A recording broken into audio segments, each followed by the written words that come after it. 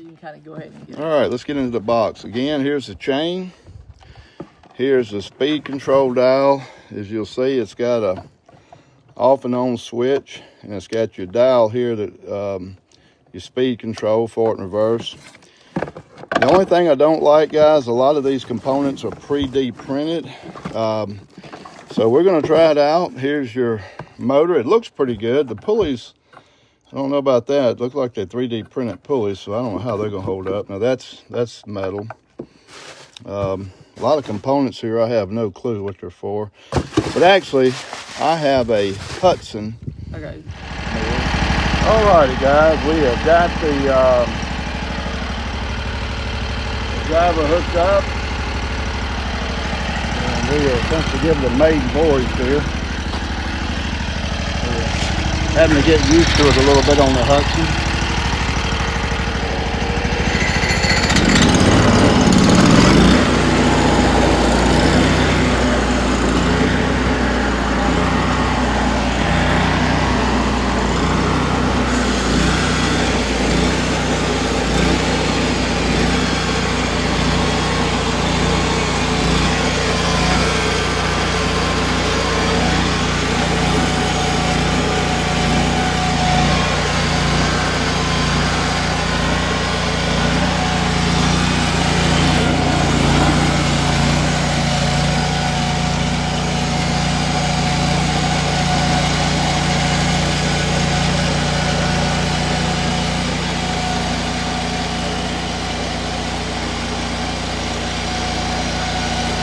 Working pretty well. You can dial what speed you want.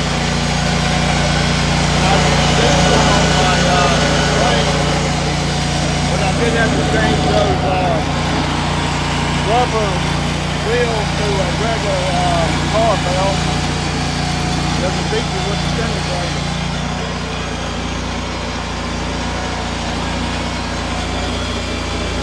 Very long track. The track is 44 foot long. Anyway, the little Oscar Hudson 30, I've got all the winch racing up and down. The driver, they're going to help me out a lot, I think. Well, like I said at the beginning of the video, I was pretty skeptical when I opened this box up. It looked like the components were 3D printed, pretty lightly made. But after doing a little research, it's supposed to be some hardy made stuff, but I can tell you I'm very impressed with the speed of it, the power of it. So I'm looking forward to using it. I milled up quite a few cants with it. So, hey, please like this video and subscribe. And, hey, if you want to see more like this, let me know. I may post one about burning off my pine woods next. But anyway, so I cut up some pretty big cants here. Hope you guys enjoyed it, and I'm about to turn this mill into an automatic mill. Thank you for watching.